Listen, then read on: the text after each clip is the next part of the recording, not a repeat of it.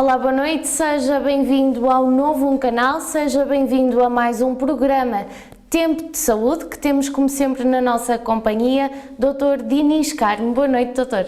Olá, Fátima, boa noite também aos telespectadores. Doutor, hoje, sexta-feira, 30 de Abril, amanhã comemoramos o Dia do Trabalhador, dia 1 de Maio, e portanto nada melhor do que continuarmos com este tema dos seguros de trabalho, mais precisamente dos sinistros que ocorrem no trabalho e das incapacidades. O que é que vamos falar mais concretamente hoje? Olha, por acaso realmente é uma data apropriada, na véspera portanto, o dia 1 de Maio, e olha, aquilo que nós vamos falar é efetivamente as indemnizações a que os sinistrados têm direito no caso de sofrerem uma sequela permanente por acidente de trabalho.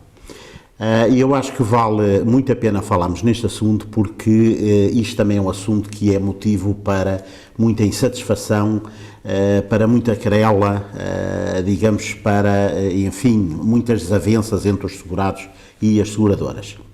E uma vez mais, aquilo que está aqui em causa, fundamentalmente, é a ignorância que realmente as pessoas têm acerca dos seus verdadeiros direitos.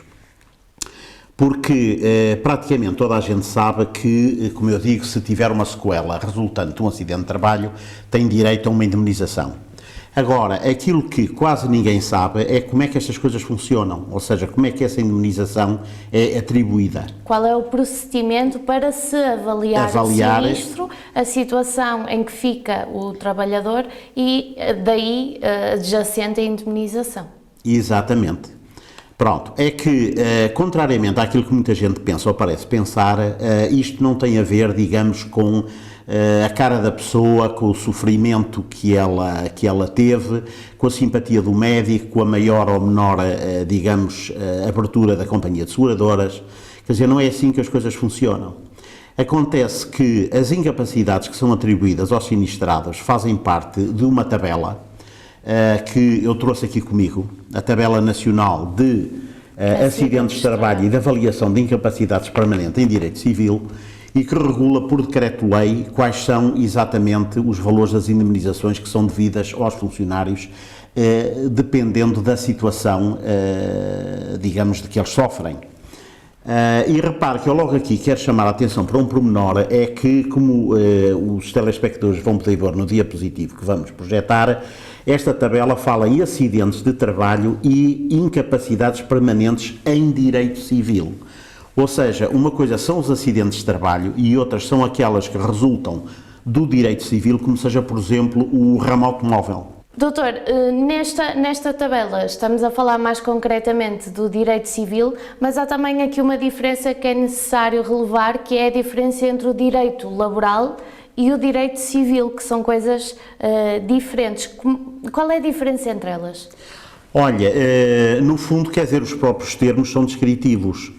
É que quando se trata de acidentes de trabalho, aquilo que realmente a indemnização pretende, digamos, compensar é a incapacidade, portanto, para digamos, a capacidade laboral, para Sim. A capacidade de ganho de trabalho.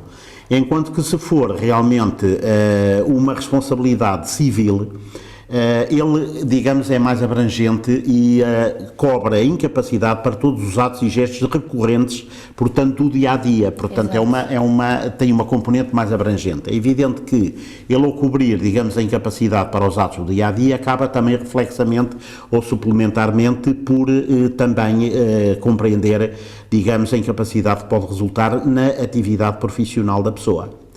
Mas, portanto, é digamos, uma incapacidade mais abrangente e que nesta nova tabela de incapacidades está descrita, digamos, num capítulo à parte. Muito bem.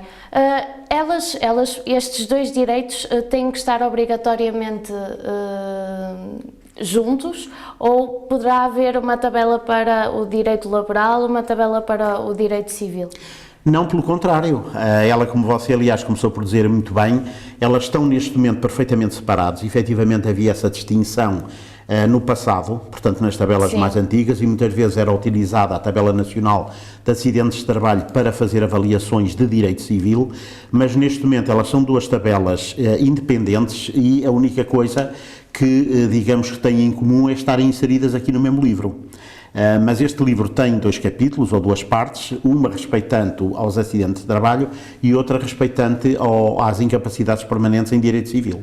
Essa tabela, este livro, complementa toda a parte do corpo humano, é uma curiosidade, portanto, tem aí patamares em que uma pessoa aleijou-se na mão, pode ser descritivo o que é que teve na mão, aleijou-se no joelho, é descritivo também, ou seja, é tudo a pormenor.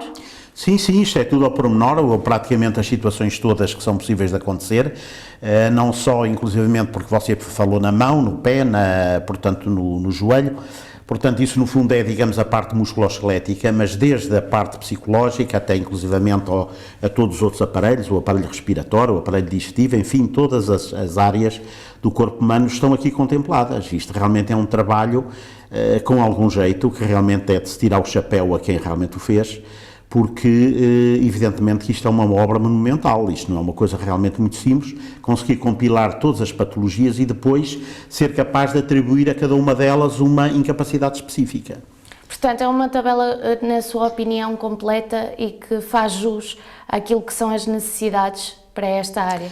Ora bem, completa é, se faz ou não jus às necessidades, isso aí é outra conversa. Qual é o calcanhar daquilo? Porque eu acho que o calcanhar daquilo são muitas vezes algumas incapacidades que têm valores muito baixos. E eu acho também que esta tabela devia ser atualizada, digamos, mais frequentemente.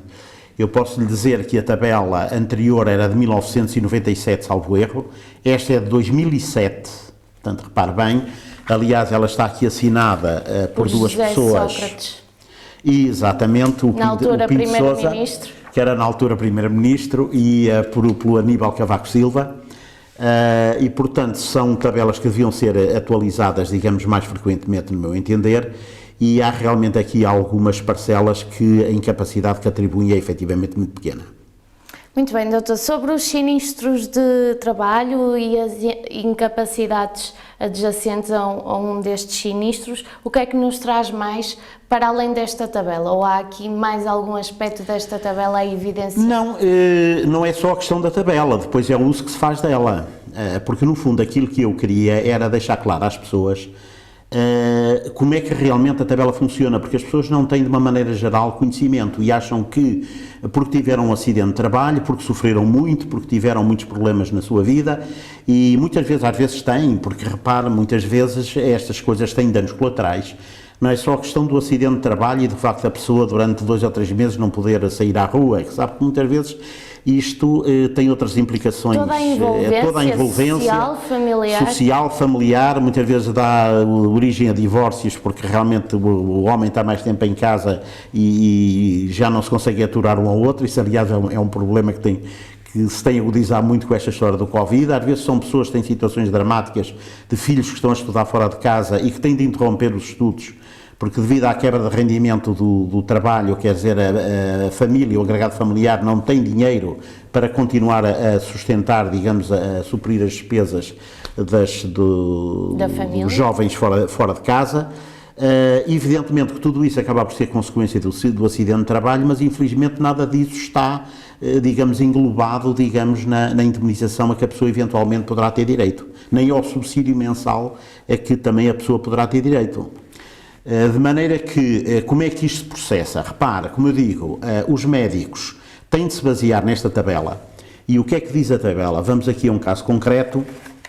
Por exemplo, temos aqui o caso de uma pessoa que sofre uma meniscectomia, que faz uma lesão do menisco, portanto é operada, tira-se-lhe o menisco e apresenta sequelas.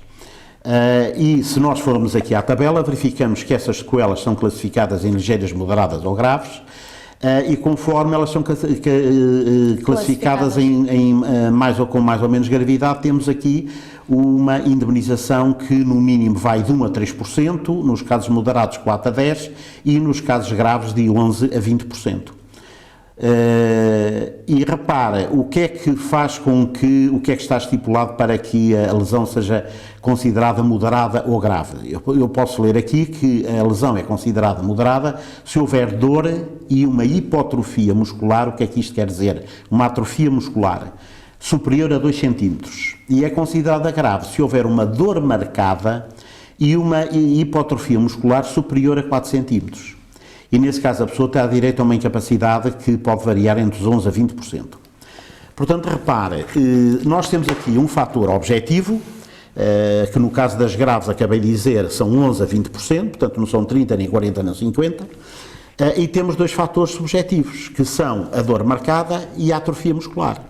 Ora, a atrofia muscular é mais ou menos suscetível de ser medida. Nós pegamos numa réguazinha, portanto, ou numa fita métrica, e vamos lá ver quanto é que é esta atrofia muscular. Agora, repara... Já a dor é muito subjetiva. A dor é muito subjetiva, porque, repara, o que é uma dor marcada? Quer dizer, quem sabe se a dor é marcada ou não é marcada é o doente. É o paciente. É o paciente. Portanto, a dor, não há, infelizmente, nenhum aparelho que determine o grau de dor que o doente sente. Um medidor de dor. Não há. Eu, aliás, até trago aqui isto porque eu acho que isto vai ser o dia mais feliz da vida dos peritos de dano corporal no dia em que se inventar uma máquina semelhante a esta. Isto, como toda a gente sabe, nos dias que correm para medir a temperatura, a gente põe isto aqui à frente da testa e isto diz que temperatura que a pessoa tem. No dia em que alguém inventar um aparelho que possa fazer a mesma coisa em relação à dor, que a pessoa ponha aqui o aparelho olha e diz assim, olha, este é um mentiroso, está a mentir com quantos dentes tem na boca, não é? Vem o outro, olha, este afinal de contas ainda está muito pior do que aquilo que ele diz. Mesmo assim, exatamente, é sempre subjetivo. É sempre subjetivo. Há pessoas que são mais tolerantes à dor do que outras. Exatamente. Há pessoas que, às vezes, por uma coisa de nada, aquilo parece que estão a morrer, enquanto às vezes há pessoas que são muito tolerantes à dor, são estoicas e que realmente, como eu digo, às vezes até têm um grau de dor superior àquilo que seria de esperar, digamos, para as queixas da pessoa. Isso efetivamente também acontece. Portanto, isto é efetivamente muito relativo, é realmente muito subjetivo e, sobretudo, no caso dos acidentados de trabalho, isto é um problema muito grande, porque nós sabemos que estes doentes têm a tendência para exagerar as suas queixas. E nós sabemos que geralmente eles estão sempre muito menos satisfeitos com os resultados dos tratamentos que são instituídos e levam sempre muito mais tempo a recuperar do que a população em geral. E eu, aliás, até para mostrar isto, porque repara, isto não é, digamos, um fator nacional, isto é algo que está perfeitamente reconhecido e documentado em toda a parte do mundo.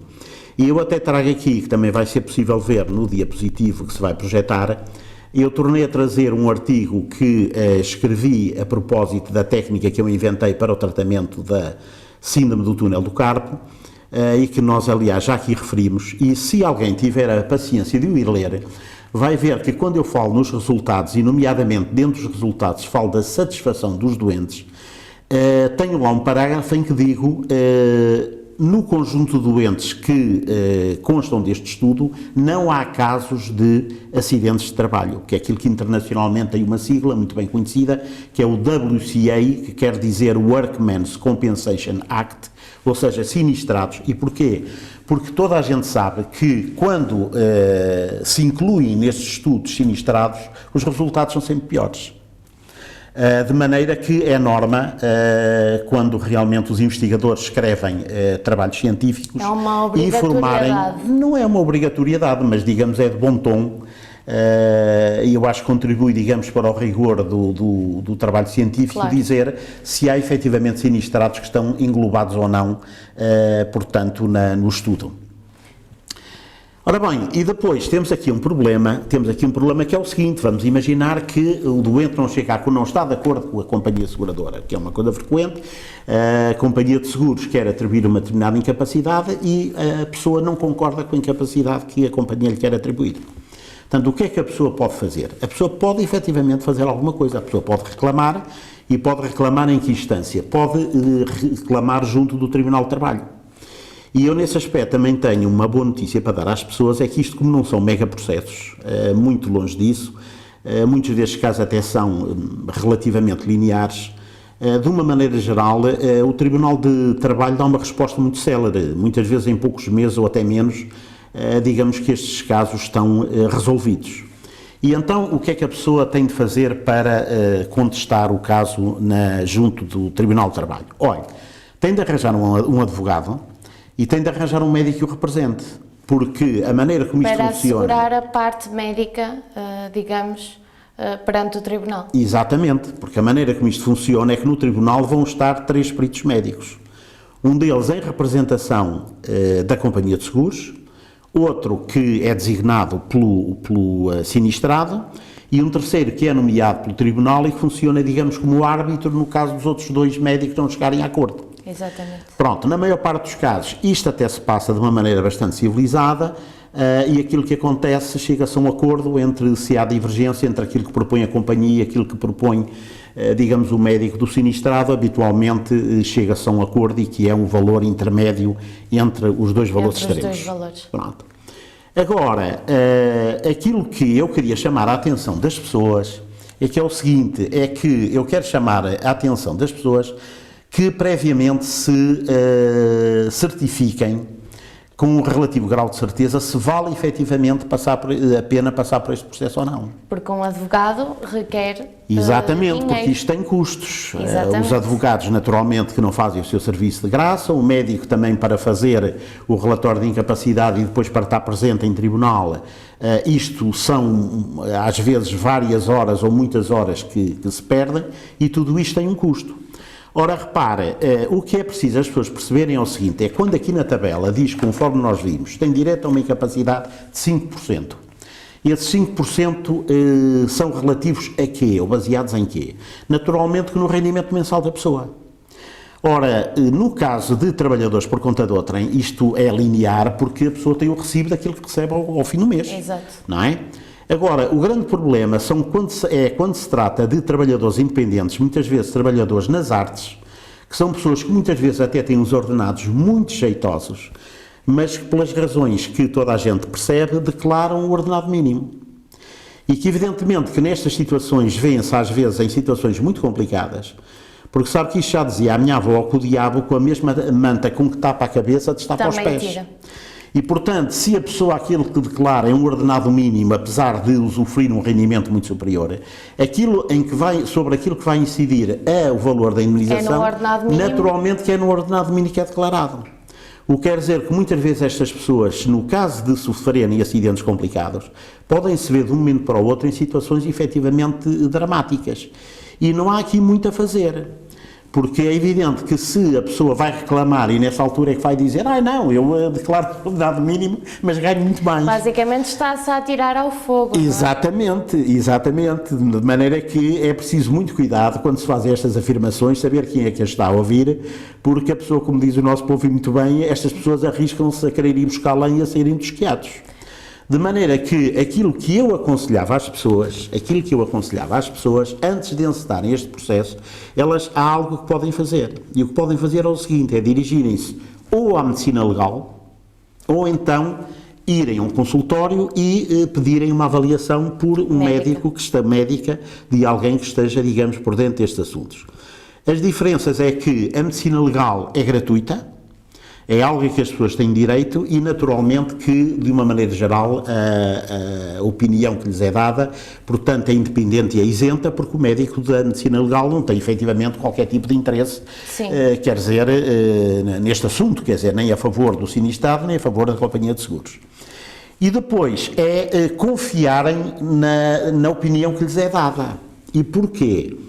Porque, sabe, conforme eu comecei por dizer, muitas vezes nestas questões as pessoas acham que, atendendo àquilo que sofreram, atendendo àquilo que, enfim, por aquilo por que passaram, veem muitos filmes americanos e pensam que têm direito a milhares de euros de indemnização, churuda. E muitas vezes não têm. E a outra boa notícia que eu também tenho para lhe dar, ou para dar aos telespectadores, é que neste aspecto, por acaso, eu tenho a dizer que as seguradoras muitas vezes são generosas.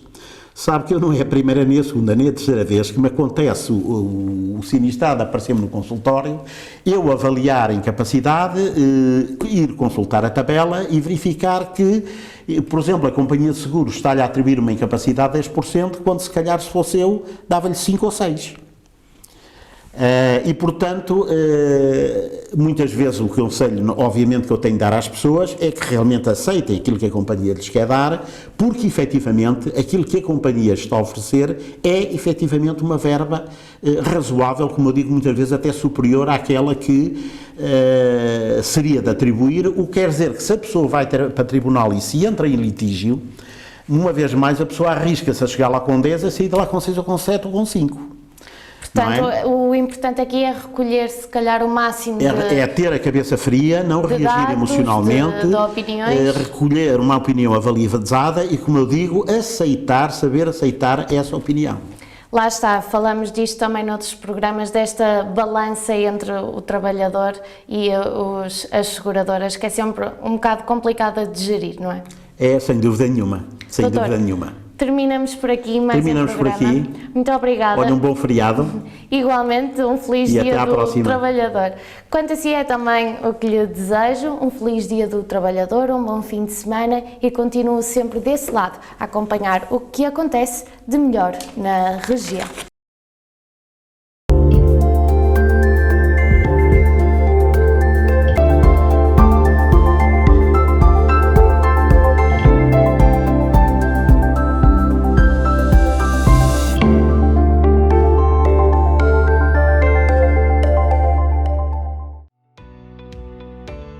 Novum Canal. Sempre Novum, sempre seu.